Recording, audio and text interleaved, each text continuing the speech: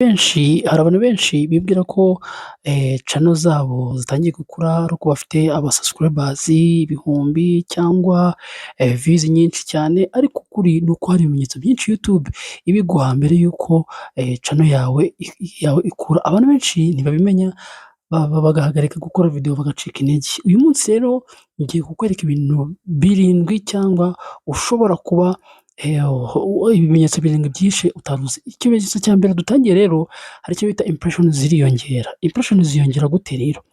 Ngo ikimenyetso cya mbere, impression ni umubare w'abantu YouTube ikora. Turebe ukuntu bayishaka. Ujya muri YouTube studio nk'ibisanzwe kugira ngo urebe iyo impression, warangiza ukanda kuri analytics. Umaze gukanda kuri analytics uza aha ngaha muri content, ukaklikamo. Umaze gukora muri content rero ureba impression yawe ufite. Ese iyi impression yanjye ingana na kangahe? Impression yawe rero nta yindi, uraza ukareba aha ngaha ukavuga ngo ese abantu bagiye bakanda kuri thumbnail yanjye, ese barayishimiye thumbnail yanjye? Iki kintu ugomba kukimenya, ukamenya ngo impression yawe ese abantu bakunze ibyo nkora. Ukanamanuka hasi kuri graph yawe, ngo hari igihe video ishobora kuba ifite views 200 gusa ariko impression zikaba 20,000. Ibyo bibaho cyane rwose. Ibyo bivuze ko YouTube iri kugerageza gusunika ku bantu benshi. Reba kuri nk'ubu ngubu urabona kuri iyi graph uko impression yacu yagiye igenda, ukaza ukajya aha ngaha kuri duration, aha ngaha nyine kuri click through rate ukareba, kuko tuzi ko click through rate yacu iri munsi ya 5 rwose. Iyi ngiyo ntayo, ntago icyo rero ugomba kureba, ugomba kurejya muri analytics yawe ukareba impression, ikakwereka duration, igihe bamara video yawe n'igihe abantu baguma. Niba impression zawe ziyongera buri cyumweru ni ikimenyetso gikomeye yuko channel yawe irimo iragenda ikura. Tugeze rero ku kimenyetso cya kabiri, aricyo YouTube itangira gusaba video zawe. Tugiye kubirebera hamwe. Browser features cyangwa suggestion video itangira kureba uko isaba ama video yawe. Nuko tubizi tujya muri YouTube studio, ni ibintu bisanzwe. Warangiza muri YouTube studio tukaza hano muri analytics, byose tubikora muri YouTube studio. Tugeze muri analytics tuyikandaho. Iyo tumaze kuyikandaho ni ukuvuga ngo turaza tukajyana handitse ngo reach, murahabona. Aha ngaha rero niho turebera ibintu byacu byose. Ni ukuvuga ngo aha ngaha YouTube ikuri commandinga ku bantu bawe. Ni ukuvuga ngo rero ni gute YouTube traffic, uburyo bavuga ngo ni traffic. Iyo YouTube ibona amavideo agenda acicikana ahantu hose, ubu nk'uko tubiboneye aha ngaha, ni ukuvuga ngo YouTube itangira kugusuggestinga abantu, iguhereza abantu. Iyo ibi bintu bitangiye kubaho, YouTube iba yatangiye kukwizera kuko ibona ko abantu bakora ibintu byawe, bakora video zawe. Ukareba ngo playlist se traffic byagenze gute, abantu bari kureba kuri browser, ese abantu hari video YouTube irimo iragenda yereka abantu video. Ibyo ni ngo nubwo video zawe zaba zitari gutrending, ariko YouTube niyo ibonye abantu bari kuzireba cyane bazihererekanya, iravuga ati reka impression y'uyu muntu iragaragara, reka turabona ko abantu bari kugenda babireba. Ntabwo iguha views ziturutse muri search gusa, iguha n'abandi bagiye igenda zifata, ikagenda izerekana kuko ibona ko mbese zabaye nyinshi mu bantu bari kuzishakamo. Ibi rero itangiye kukwereka video z'abantu bari kureba n'izindi video, nta kibazo ikagenda igusakaza mu bandi. Niko ngo ibi ni kimwe mu bimenyetso bikomeye cyane. Reba kuri analytics, reba kuri traffic sources rwose, uzabe nk'uko mbiberetse aha ngaha, uzahita ubibona ko YouTube yawe irimo iragenda izamuka cyangwa channel yawe. Tugeze ku kimenyetso cya gatatu, aricyo bita CTR iguma hejuru cyane. CTR murabizi ko ari click through rate, ni umubare w'abantu bakanda kuri thumbnail yawe. Murebe nk'iyi thumbnail, ese iyi ni thumbnail wahitamo? Ugomba kwita kuri thumbnail nziza igaragara ifite amagambo make. Iki gihe niho abantu bazaklikinga kuri iyo thumbnail yawe bakayireba neza. Ni ukuvuga ngo icyo CTR yawe iri hagati ya 6 na 5 na 7 ni sawa. Reka tubirebere hamwe rero uko tuyireba. Tujya muri YouTube studio nk'ibisanzwe. Iyo tumaze kujya muri YouTube studio nk'ibisanzwe, ni ukuvuga ngo tugiye kurebera hamwe CTR yacu. CTR yacu murabona ko iri kuri 6.7%. Ibi ni ibintu byiza cyane kuko twamaze kumenya ko murabona ukuntu hano yagiye izamuka. Ni ukuvuga ngo abantu ko bagiye bayikandaho, yabanje kuri 4.5 agera kuri 6.9, irazamuka. Urabona ko igenda izamuka. Ni ukuvuga ngo icyo ugomba kubimenya, igenda imanuka yiyongera izamuka bitewe n'abantu bagiye bakilikingaho. Icyo ugomba kumenya ni uko ngo CTR yawe iri hagati ya 5% na 7% kuzamura iba ari sawa, ariko iri munsi ya 5 icyo gihe ntabwo rwose ntabwo biba biri sawa, ntabwo YouTube izagushishikariza cyangwa hejuru yaho.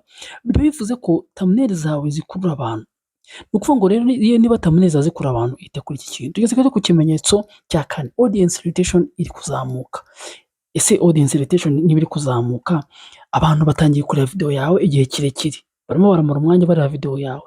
Ese ibyo ngibyo tubireba gute? Reka turebe ukuntu tubireba rero. Nta kindi tubireba rero, tujya muri YouTube studio, tukajya muri analytics, tugiye kureba icyo bita duration. Ese abantu audience yawe iri kumara umwanya ireba, audience retention iri kuzamuka. Reka turebe ukuntu bayireba. Nk'uko rero ubireba, uza hano muri content, ukajya hano muri average duration. Ese hano bari kureba iminota 7, video ifite iminota hafi 10 bari kureba iminota 7. Ni ibintu byiza. Ni ukuvuga ngo iyo audience retention iri kuzamuka, algorithm ibifata nk'ikimenyetso cyiza.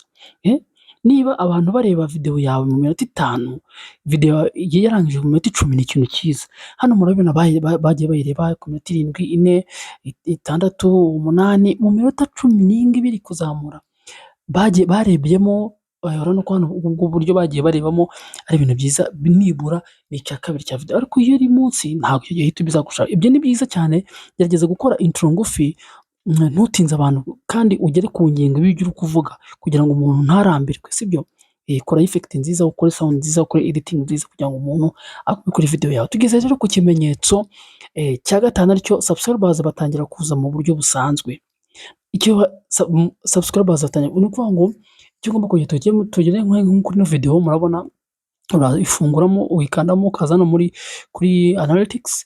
Reka turebe ino video aba subscribers yaduhaye. Urabona ko yaduhaye aba subscribers 13. Ni ukuvuga ngo kwa kundi ukora video ugenda wigenzura, ese iyi video yanjye yampaye aba subscribers bangahe?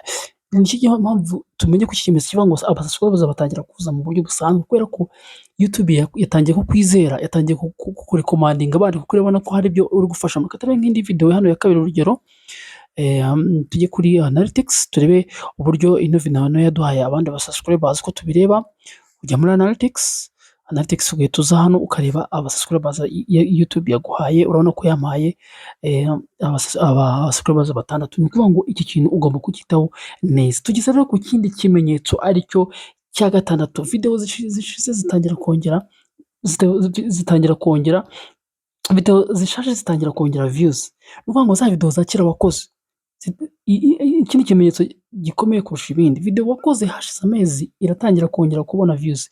Iyo YouTube ibonye content yawe ari nziza, itangira gusubiza hejuru video zawe zishaje. Ni ukuvuga ngo za video wakoze mu gihe cyashize past izongera zingaruza abantu, kuko irabona ko izo video zawe hari zirimo zirashakishwa. Niyo mpamvu ugomba gukora ama content nka evergreen content. Uko wakora iki, uko nakora iki ngiki, uko nabona aba subscribers, uko nabona views nyinshi. Ibyo ni ibintu abantu bahora bashaka. Kora content rero kugira ngo iza views zawe za kera cyangwa ama video ya kera wakoze azagarukemo nta kibazo, kugira ngo utazongera kugira ikibazo uvuga ngo se ibi bintu ni ibiki ko mbona ntari kubyumva neza cyane.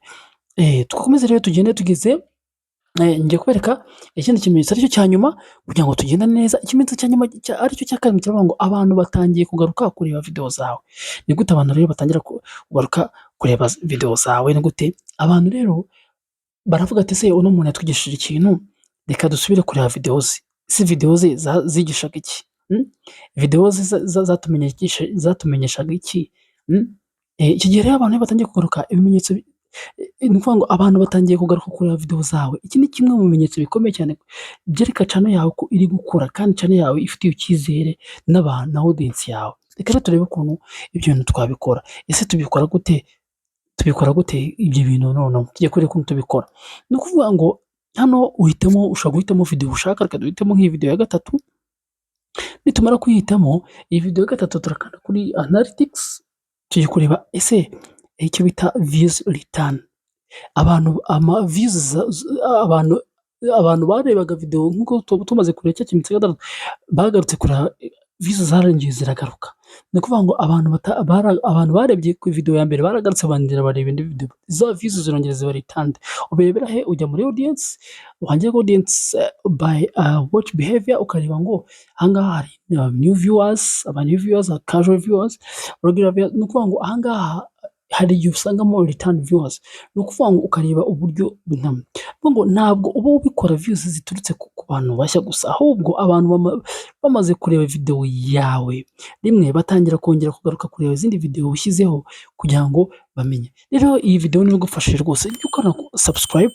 Ni ibi ngibi naberekaga by'ibimenyetso birindwi bishobora kukwereka ko YouTube yawe irimo irakura. Ntucike intege ngo utangire kukitinga. Hari abacika intege ngo yabonye subscribe, ngo abonye views ngo 100 agahita abireka. Oya, komeza utangire, uzatsinda kuri YouTube kandi bizagufasha kugira ngo ugende. Rero iyi video niyo igufashije, duhe subscribe, sharinga izi video kugira ngo tujye dukomeza tukubana muri byose. Turabashimiye rero, bye bye.